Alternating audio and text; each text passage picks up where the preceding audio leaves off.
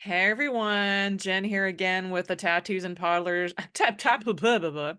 Tattoos and Toddlers podcast. That'll be a nice flub for my I do that all the time. season 2, y'all. Season 2 is getting funner and funner with every episode. You're gonna find something new and fun and relatable, and that's one of them. I love it. Come as you are. I need another cup of coffee, so that's cool.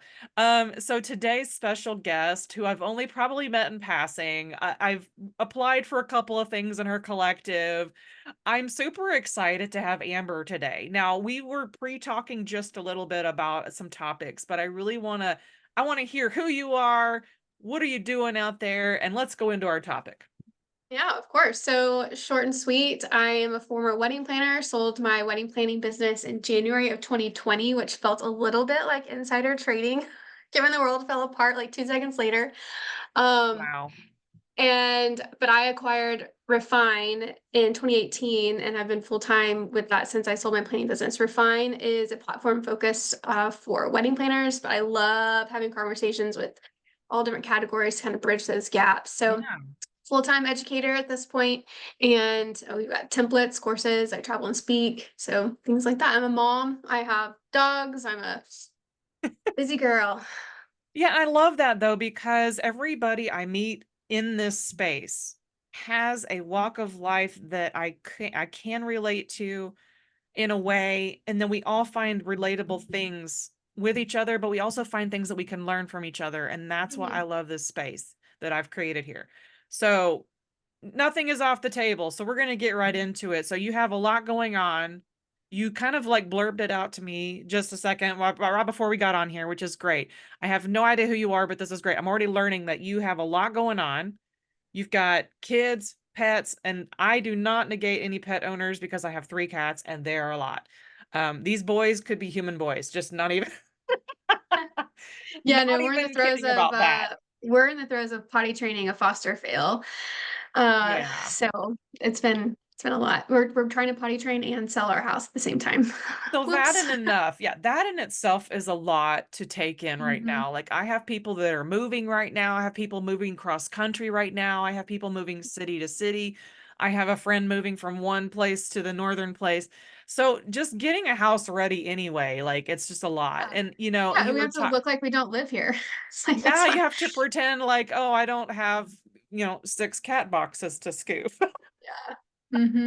No, Saturday after our open house, I went and took a shower and I left my clothes on the floor in the bathroom. And I looked at my husband, I was like, I'm gonna leave them there till tomorrow because I can.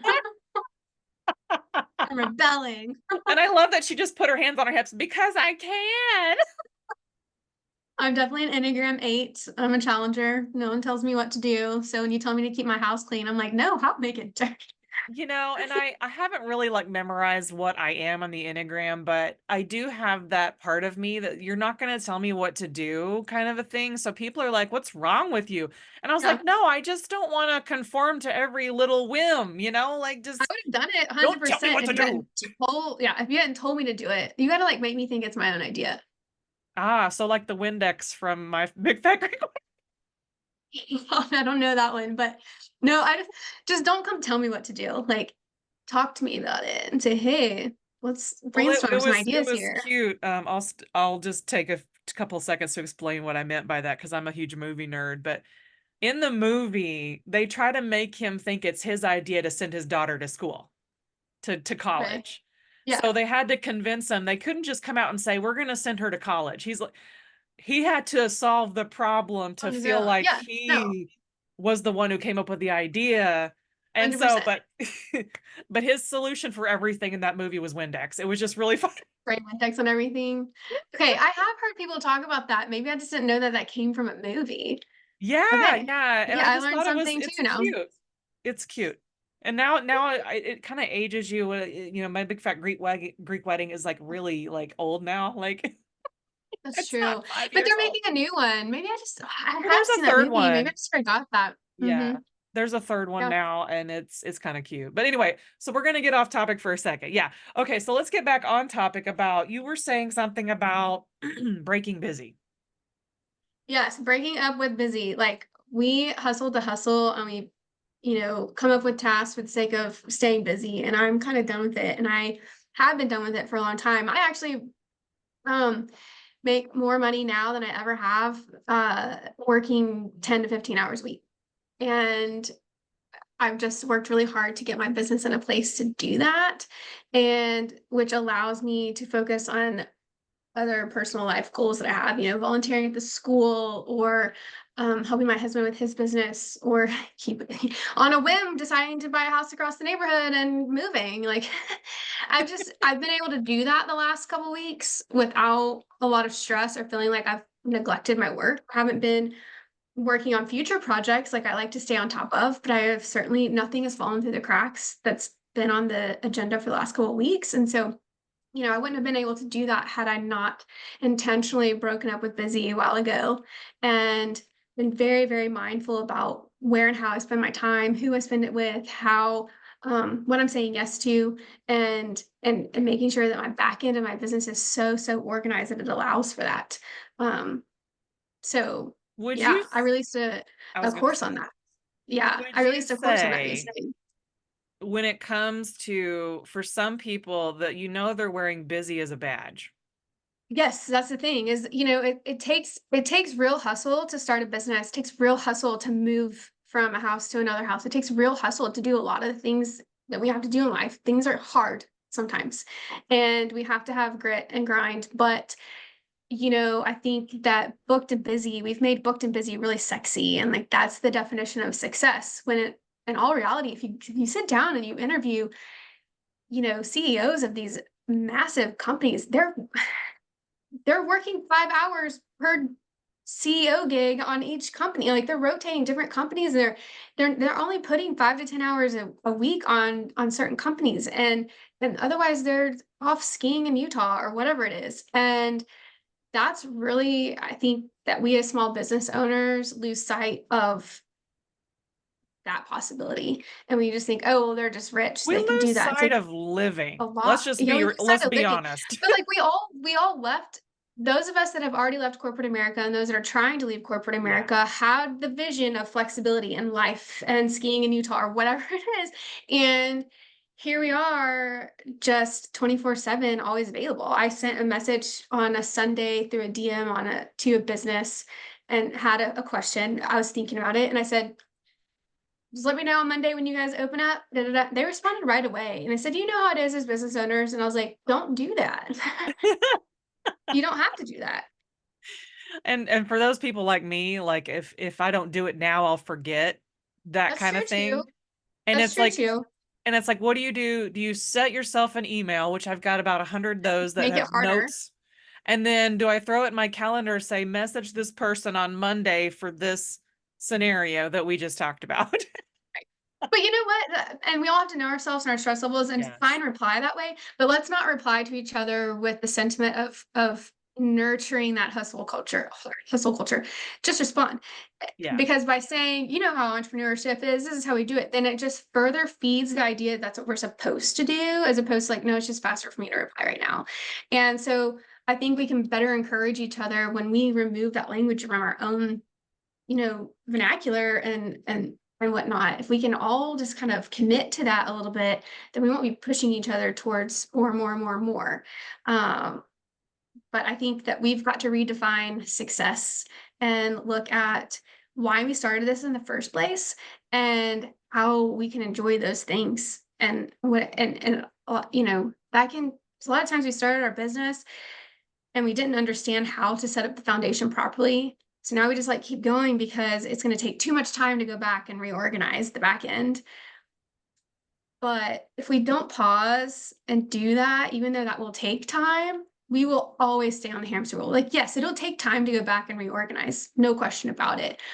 But would it be harder to take that time in a stressful season and be stressed for a short period of time, or just always be on and always be stressed and always not have time, you know? Yeah. So we have to make that a priority or we'll just never have time. Yeah, and like earlier, like you're gonna forget that you can enjoy your life instead of just, survive it. Right. Because like a There's lot no of point. Why people, would we do that? Like a Yeah, lot of people have to work because XYZ. A lot of people need to run their business a certain way because X, Y, and Z, but they still forget that they're alive and that they are a person with needs as well. And it's like right, we just kind of throw ourselves to the side and that we don't matter and that only our clients and our family matters. And then we throw ourselves in the trash, which doesn't right. work for very long. It doesn't. It's not sustainable. Why would we break up with ourselves? When I schedule dinner with a friend, I don't cancel. So if I schedule time for me to do what I need to do, why would I cancel that? And we tend to do that, and then we burn out on both ends. And either others in our lives are pushing on, seeing that, and asking us to slow down, or we ourselves just fall apart. Or you end up And in the hospital like yeah, somebody I know who just did not listen to their body at all, yeah, who just kept going and then finally had to have a sad wake up call. So it's like you end up in the yeah. hospital. It's like I know that's extreme, but it's very common. No, it happens quite often, actually. I have some pretty severe autoimmune conditions, and in that, I find myself in a world with people that, because of stress, they have created an epigenetic event in their body where a gene was then woken up, and now they have an issue that is lifelong and becomes a health journey for them. And so I'm surrounded by those stories, and I'm really passionate about the way we take care of ourselves. And people are like, oh, I'm just stressed, I'm just tired, it's just this season or whatever. And we let it spiral and snowball into never taking care of it. And the body doesn't recognize good stress or bad stress. It just recognizes go, go. So a hit workout is still stress on the body, even though it's, in theory good for your body. But if you're just constantly doing that kind of stuff, you crash. And the body can't do that for long before telling you, F you. That's just not gonna We're it's not gonna work done. for long. And there's so many things that we chase this self-care um, you know, culture of, like, candles and yoga mats and like all the thing, journals and all. None of those are wrong or bad, but like we're not chasing water, nutrition, anti inflammatory exercise and sleep. It's like those Oh four God. things. Yeah, and this whole month, like I'm a part of a year-long thing where each month we have a specific thing we're looking at, and this month was self-care. And that all that stuff is coming up this month. It's great. It's a great time to assess your self-care. Yeah, And and come up with, say, like a few things that you need to do for yourself. Like, take right. yourself to the doctor or get something done or find a way that you start to recognize your own personal stressors and then figure out a method to like work through them. Like it's like, we're going to have emotions, we're going to have many things happen to us for us. Yesterday my roof was getting worked on and our fence was being built at the same exact time.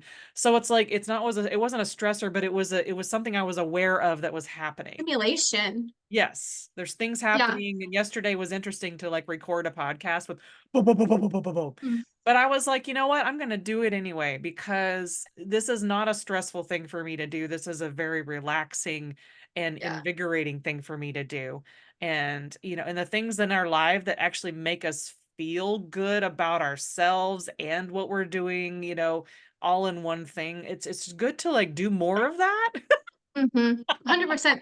I really am a huge believer, and I say this in Refine a lot. I'm a big come as you are community leader, because I feel Yeah. like perfection is uh our that's the death march right there. Perfection is going to kill us. And we need to have quality.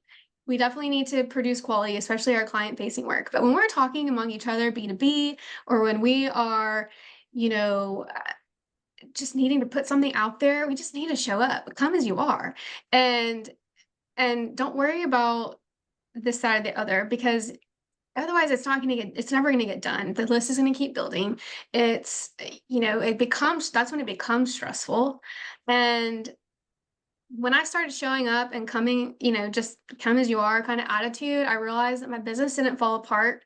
It didn't require perfection. And my marriage turned around. I was in a rocky place. Yeah. I was working too much for way too less and for not enough. And, everyone was begging for, mommy's behind a screen again, and Begging for attention, so, like, "Give me some yeah. And time, like give me some time."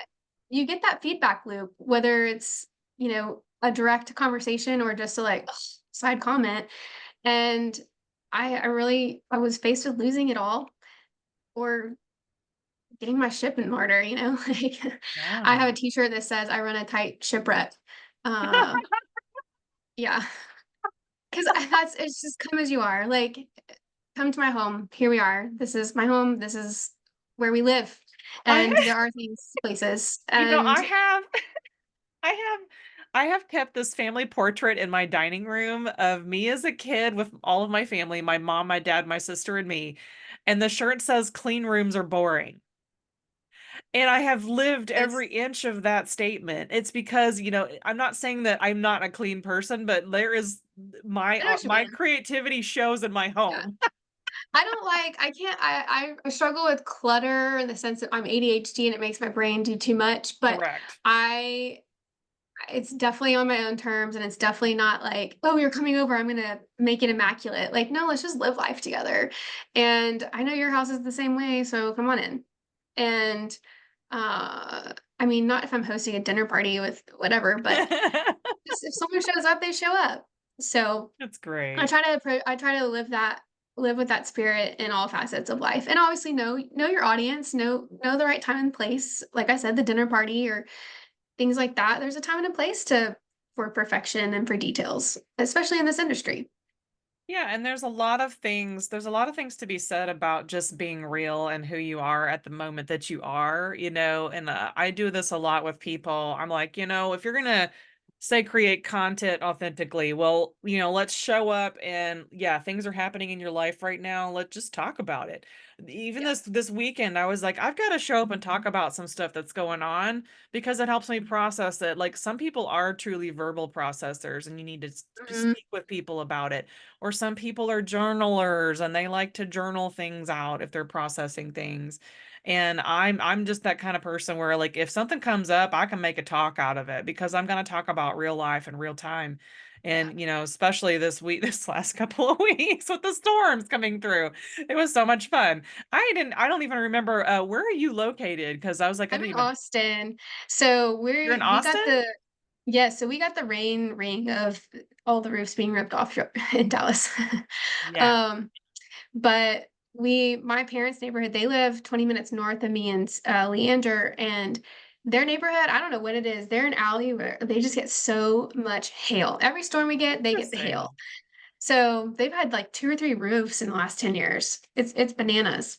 Oh my But we're in a gosh. corridor where like, I mean, the freeze really kicked our butts, but um the last two freezes were pretty rough down here. But Yeah. um Yeah, so we're yeah. not that far away from each other. But yeah, it's interesting how we all get hit differently with different things, even if we're like neighbors in our respective states.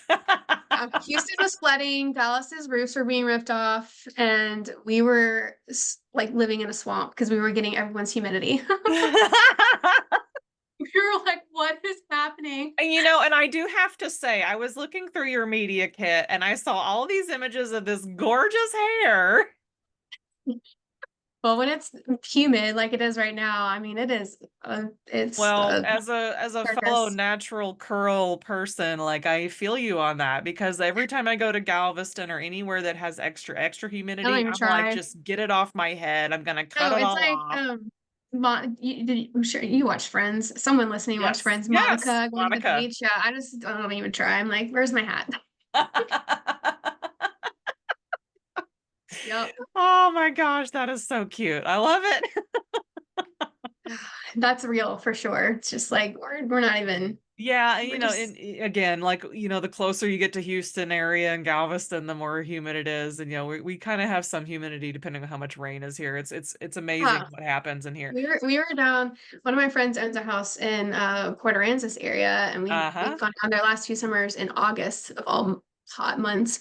And we were sitting on a patio for lunch or dinner last year. And I was like, I need to take my clothes off. I was like, I don't know how anyone is wearing clothes right now. It just felt like my shirt was a 15-pound weight, just like Yes. stuck to my body. And I was just like, what? I can't. I was like, I'm gonna take my shirt off right here at the table. I couldn't, I could not regulate my temperature. with Oh that my humidity. gosh, the struggle is real. That is a thing. I have my other friends that are out in Arizona right now talking about how it's 135 I outside or used to whatever. live there. That's pretty brutal. I'm totally embellishing that, but yes, it does get super hot over there in Arizona. So I'm It feeling my just feels friend. like it feels like it's like that. Well, my hair does amazing in Arizona though, because it's dry heat. I'd have to say Yeah. that mine did pretty good too. I hit all of the hot spots of Arizona in 2022, like Sedona, Flagstaff, Phoenix, Oh, and Tucson. beautiful. I hit them all, and I was Arizona like, is yeah. underrated. It's stunning. Yes. So back to our breaking the busy. I keep thinking breaking busy because of Breaking Bad. Breaking up with busy, because busy is Breaking up bad. with Because busy busy. is bad. So as we're kind of like circling that conversation, what are some other things that you've seen come up that people have had like a shift or an aha moment when they realize that busy and isn't necessarily serving them?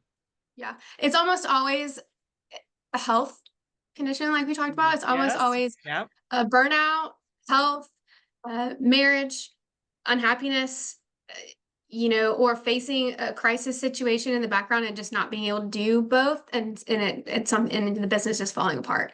Because you know, mom, if my mom were to go into an emergency situation that required my caregiving, I'm going to choose my mom over my business all day long, right? And so if my business is not set up to work without me, then my business will fall apart. And so, we are not, you know, uh, we're not immune from life hitting us, and for we're all going to face crisis. And you know, so we have to, this last year, I last summer I faced a health crisis, which had nothing to do with being busy. It was just my autoimmune stuff going up and down, and I had to dial down again with work. But I was only able to do that because the business was already set up intentionally to be okay without my 40-hour presence, and so it's more about the things that pop up in life that kind of give us those moments of, I can't do it all. I can't do all of this. I think becoming a parent is one of those, because it's not just keeping another human alive, it's maintaining a marriage or a partnership or co-parenting with someone else, and doing that with being a cordial human instead of a tired grumpy human, and maintaining social it's just, you have to maintain a home with toys everywhere. It's just all, life changes, life stage changes, going into grad school, going into moving. There's all of those kinds of things, kind of have become these aha moments for people. But I think the bigger pattern I see is, you know, marriage, parenting, and health really hit people hard. Yep. I can totally see that. And that's a question I have for you real quick, because I when I started this podcast, it was because the struggle was real with having a brand new baby and trying to figure out how to stay true to myself Mm, wanting to work. great. Did you have a business before you had kids? No, well, yes, I did. Let me go back and know myself here. Yes, I did. My son was born 3 years into my business. I worked corporate America. I worked events Yeah. prior to this, but I had just started my business. The business was about 3 years old when he was born. And I had a client actually try to fire me because I was pregnant. Like, she used those words. Her attorney sent me a Oh, letter, and I yeah. responded. I was like, "Dear attorney, see the U.S. federal discrimination laws. You cannot fire me." And that was a whole conversation. But yeah, I he's now 10. He's a So he would have been 4, or the business would have been 4. I don't remember, but and then my daughter was born 2 years later, and I had a maternity leave planned, and that fell through while I was in the hospital. My associate planner, her brother had an emergency, and she had to move back to Dallas, and I found out while I was in the hospital, and so I didn't have maternity leave, and that my daughter, my second child, had colic. And I had Mm. horrific, very suicidal postpartum depression. And for a year and a half, 2 years, And if I can do that, I can effing do anything. Are we allowed to cuss on this podcast? I don't know. Did I can y'all do anything. hear that? Did y'all hear I was this like, part of her are we story? beeping this? Like, I don't know. But really and truly, coming out of that, I would never wish that on anyone. And I don't want to do it again, but I definitely now believe in myself. Yeah, and there's And something to be said, and that's why I asked that question, is because it's different when you start a business after having kids versus having a business already started and then the kids established. integrating into your life. Yeah. That way. It's been interesting to just ask people that question every once Yeah. in a while. But while I was pregnant, I had a business coach and Yeah.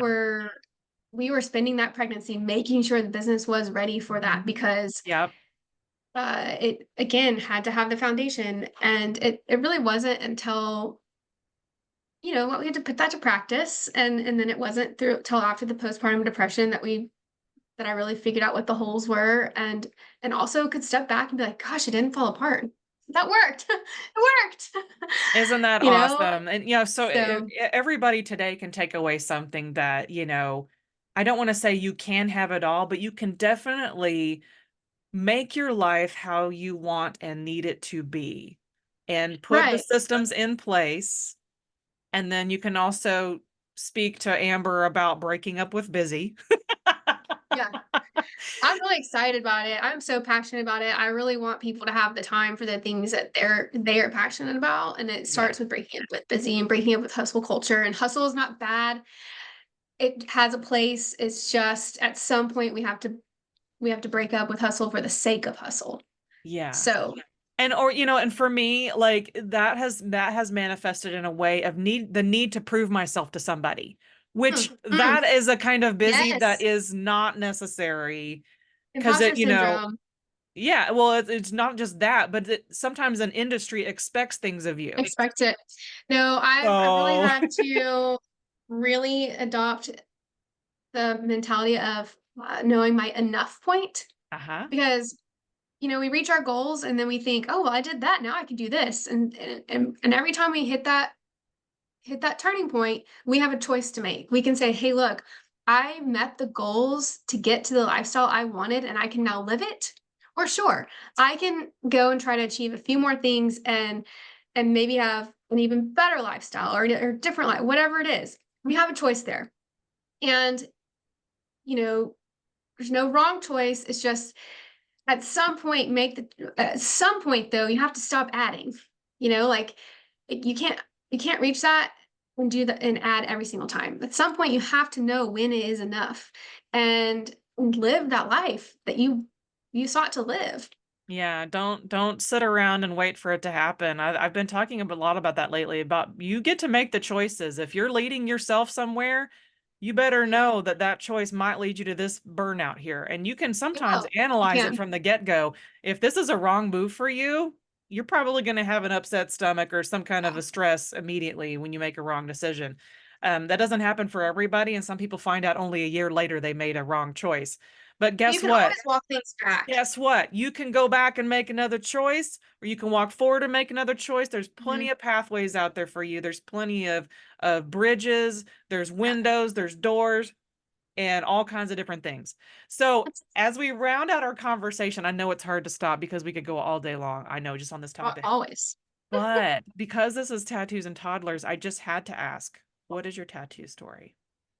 Okay, so I have a very vanilla tattoo, but getting my vanilla tattoo was a funny moment. I had a funny moment in that I think I was 19 maybe and really didn't have a vision of what I wanted. I don't know, whatever. I went in and got a star on my ankle, so feisty. And while I was there, my friend Mary has a tattoo. I don't even know how to describe where it is. It's like on her panty line basically.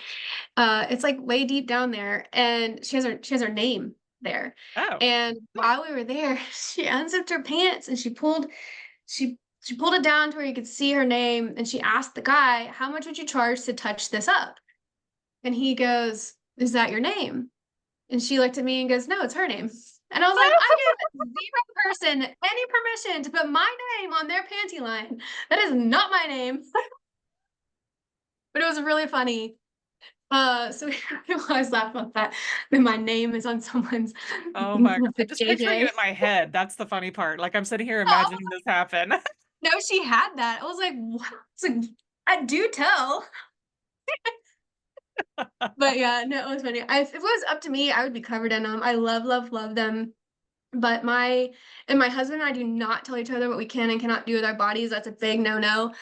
But for whatever reason, that I know that the tattoo thing on me would bother him. And so I just haven't done it. But I don't know. I got a really big fake tattoo the other day at a gas station of all places. This is your tattoo story. I And love I was this. like, I'm just gonna put it on and see if he even notices because that's what I do to get my nose pierced. I just put a little like sticker on my nose for a few days and he never noticed. I was like, I'm gonna go pierce it, whatever. So I'm like, I'm gonna put this giant tattoo on my arm and see if he even notices. And if he doesn't, I'm gonna go get the tattoo. Oh my gosh. I love this. We're have to follow up on that, y'all. That's how I get him to like, I'm like, you don't even notice these things. Don't act like they bother you.